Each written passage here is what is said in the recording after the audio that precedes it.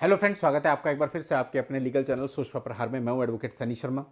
दोस्तों, ये वीडियो मैं उन लोगों के लिए बना रहा हूं जो कि मोटिवेशनल वीडियोस देखकर या कुछ लीगल वीडियोस देखकर जो हस्बैंड के फेवर में होते हैं, चने के झाड़ पे चढ़ जाते हैं और उनको ऐसा लगने लगता है कि कुछ भी नहीं है, 498 तो कुछ भी नहीं है। यहां मैं आपको बता दूं कि 498 के बहुत से मुकदमे मेरे पास ऐसे भी आए हैं जहां पे लड़कों को 3-3 साल की सजा पड़ी है, 4-4 साल की सजा पड़ी है और उनका कहना था कि इसकी एक एक लाइन झूठी है।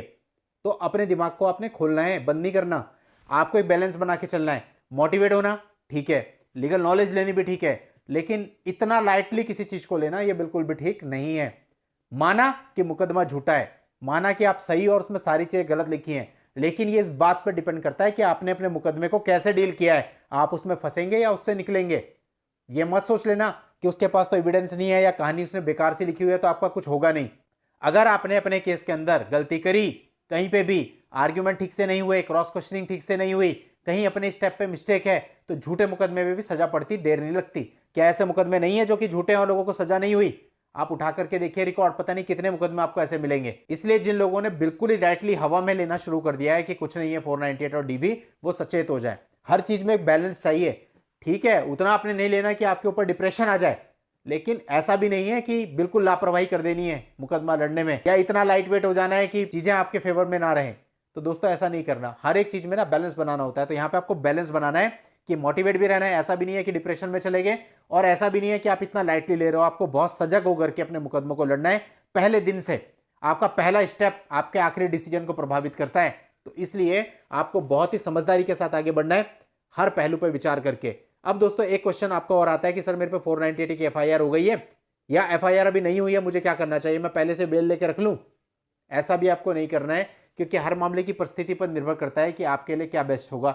बेल लेना बेस्ट होगा, क्वेश्चन में जाना बेस्ट होगा, या स्टे लेना बेस्ट होगा, या कुछ नहीं करना। इतनी सिंपल एफआईआर है कि पुलिस को एविडेंस दिखाने पर ही वो डील हो सकती है। तो बहुत सारी चीजें हैं और हर एक मैटर पर डिपेंड करती हैं। और ऐसे भी मैटर की कमी नहीं है जहां पुलिस वालों ने बोला कि आ जाओ तुमसे बात करनी है, वहां गए और आपको बिठा लिया। अब वो कैसे भी हो सकता है, वो उनकी अपनी टेक्निकल चीजें हैं। तो कहने का मतलब आपको ऐसा भी नहीं करना, आप इतना विश्वास नहीं कर सकते बिकॉज आप दूसरे शहर में जा रहे होते हैं।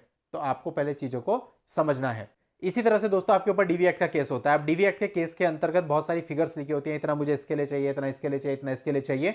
आपकी इनकम को भी बहुत एलिवेट करके दिखाया जाता है। आप सारी चीजों को छोड़ दो दोस्तों, बस आपको ये देखना है कि आपकी इन हैंड कितनी इनकम आ रही है जो आप कोर्ट में दिखा रहे हैं, और वो जो इन हैंड आपकी इनकम आ रही है उसका एक पर्टिकुलर परसेंटेज आपको देना पड़ेगा। अब आपके पास कितनी प्रॉपर्टी है, आपके कितने डिपेंडेंट है, आपकी कितनी लायबिलिटीज है, मेरे हिसाब से ये सारी साइड की चीजें हैं। कोई नहीं देखने वाला आज के समय पे। एक पर्टिकुलर दिमाग में फिट करके बैठते हैं कि लड़का है तो इतना परसेंटेज इसको मेंटेनेंस देना पड़ेगा। तो आप मोटा मोटा ये समझ के चल रहे हैं कि अगर आपकी वाइफ है तो लगभग 20% आपको मेंटेनेंस देना पड़ता है आपकी इन हैंड सैलरी का, बस। लेकिन इसके अलावा जो चीजें होती है कि कंपनसेशन 50 लाख 1 करोड़, ये सब बेकार की चीजें हैं। ऐसा कुछ भी कोर्ट ग्रांट नहीं करती है। 10-20-50 हज़ार रुपए ही कंपनसेशन वगैरह का देती है, वो भी अगर मान लिया जाए कि आपने डीवी किया है। अब दोस्तों देखो, डीवी के केस के अंतर्गत बहुत सिंपल सी बात है, एक सुप्रीम कोर्ट का जजमेंट भी है, गाइडलाइंस भी है कि यदि डीवी की कोई घटना हुई नहीं तो इस एक्ट के अंतर्गत कोई भी रिलीफ नहीं लिया जा सकता। तो इंटरिम लग जाता है, हम तो वहीं पे हिम्मत हार के बैठ जाते हैं। इंटरिम के बाद मामला शुरू होता है।